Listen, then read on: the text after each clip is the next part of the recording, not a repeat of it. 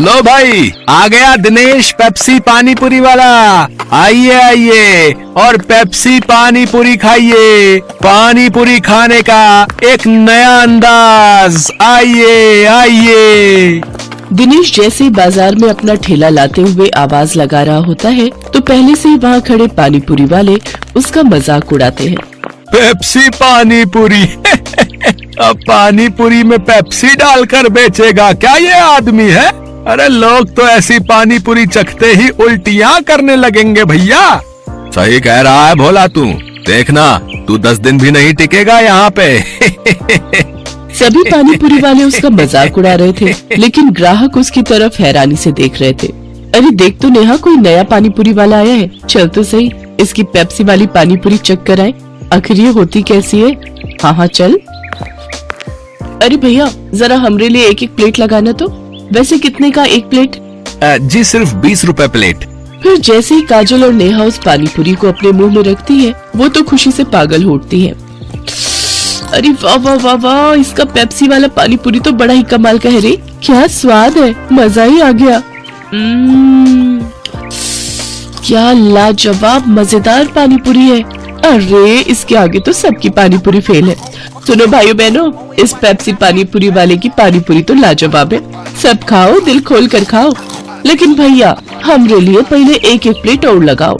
उन दोनों के इतना कहते ही दिनेश के ठेले के आसपास भीड़ लग जाती है। सभी उसकी पानी पूरी को चखने के लिए बेताब हो जाते हैं। भैया मेरे लिए जल्दी से एक प्लेट लगा दो भैया। अरे अभी तू ठहर भैया, है तू मेरे बाद आया था, पहले मैं खाऊंगा। हाँ भैया मेरा। अरे सब्र करो भाई, सब्र करो। मेरी पेप्सी पानी पूरी तुम सबको मिलेगी, ठीक है? दिनेश की पेप्सी वाली पानी पूरी ने सब पर ऐसा जादू चलाया कि उसका धंधा जोरों से चल पड़ा। उस दिन के बाद वो जैसे ही ठेला लगाता उसकी कमाई शुरू हो जाती। अगर महीने ऐसे ही कमाई होती रही तो वो दिन दूर नहीं जब मेरे बंटू का इलाज हो जाएगा और वो पूरी तरह ठीक हो जाएगा। बंटू दिनेश का 7 साल का बेटा था और उसके दिल में छेद था। उसके ऑपरेशन के लिए डॉक्टर ने काफी खर्चा बताया था। दिनेश जब भी शाम को घर लौटता तो बंटू अक्सर उससे पूछता, पापा आपने मेरे इलाज के लिए पैसे जोड़ लिए क्या? अब कुछ ही महीनों की बात है बेटा, मैं जल्दी ही तेरे इलाज के लिए पैसे जोड़ लूंगा। ऊपर वाले की दुआ से अपना पेप्सी पानी पूरी का धंधा बहुत अच्छा चल रहा है। सच्ची पापा? फिर तो मैं भी आपके साथ खेल सकूंगा, दौड़ूंगा, भागूंगा, और आप देखना फिर तो रेस में मैं ही फर्स्ट आऊंगा।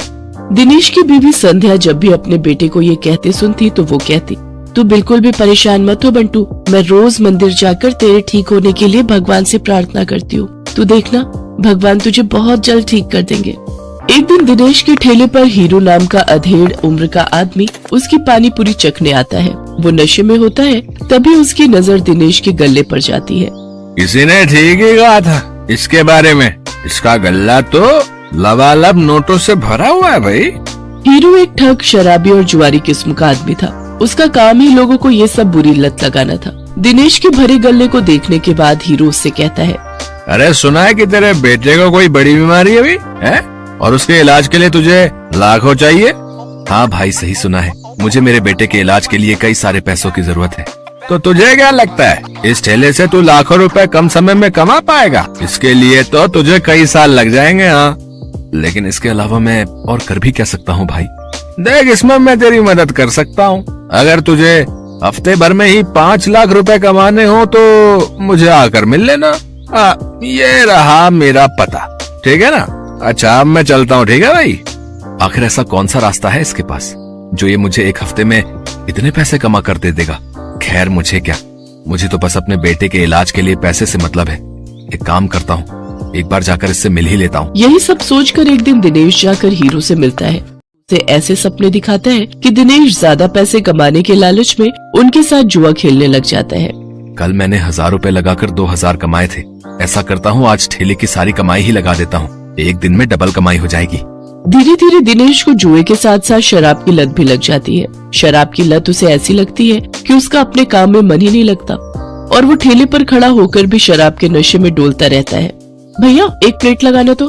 अरे लगता है इस आदमी ने तो शराब पी रखी है। चलो चलो हमें नहीं खानी इसकी पानी पूरी, चलो दूसरी वाली पानी पूरी खाने चलते हैं। धीरे धीरे दिनेश के सभी ग्राहक कट जाते हैं और वो सभी दूसरे पानी पूरी वालों के पास जाकर पानी पूरी खाते हैं। ये देख भोला और राजू बहुत खुश होते हैं। देखा भोला, अपनी चाल कामयाब हो गई ना। बिल्कुल सरकार, अब देखना उसकी पानी पूरी की तरफ तो कोई देखेगा भी नहीं, सब अपनी ही पानी पूरी खाएंगे। कुछ दिन ऐसे ही बीतते जाते हैं। अपने धंधे को मंदा देख दिनेश शराब और जुए की लत में और डूब जाता है और उसका बचा खुचा धंधा भी चौपट हो जाता है।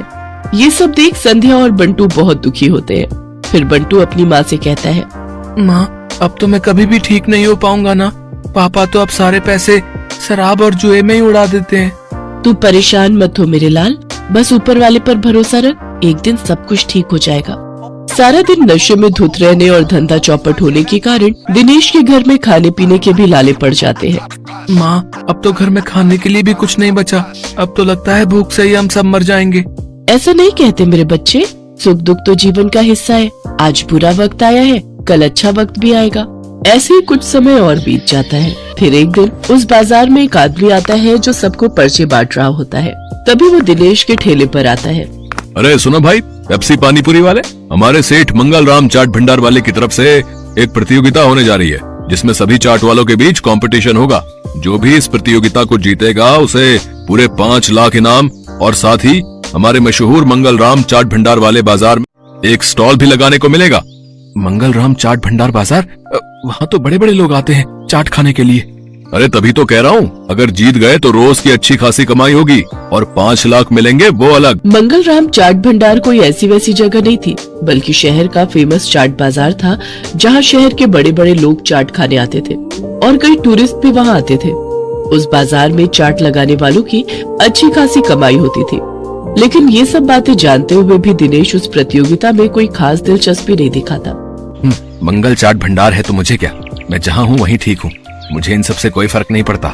उधर भोला और राजू उस कंपटीशन के बारे में सुनकर आपस में कहते हैं, सुन भोला, इस कंपटीशन को तू जीते या मैं, मुझे कोई फर्क नहीं पड़ता, बस कोई और नहीं जीतना चाहिए।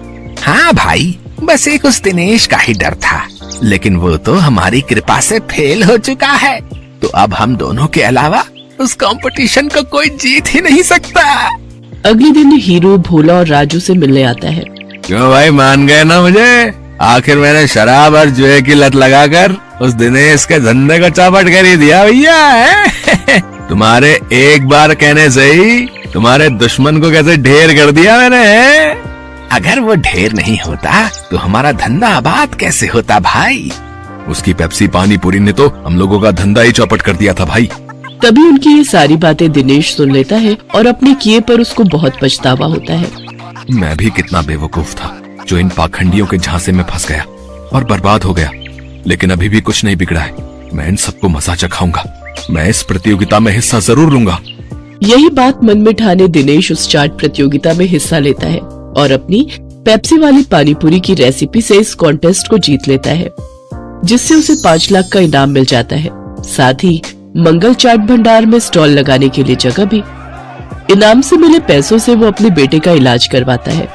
बंटू पूरी तरह से ठीक हो जाता है और वो भी दूसरे बच्चों की तरह खेल कूद करने लगता है। दिनेश की पेप्सी पूरी अब मंगत राम चाट भंडार की जान बन गई थी। उस बाजार में जो भी ग्राहक आता वो उसकी पानी पूरी चखे बिना वापस नहीं जाता। उसकी तरक्की देख राजू, भोला और हीरो को अपनी करनी पर बड़ा पछतावा होता है।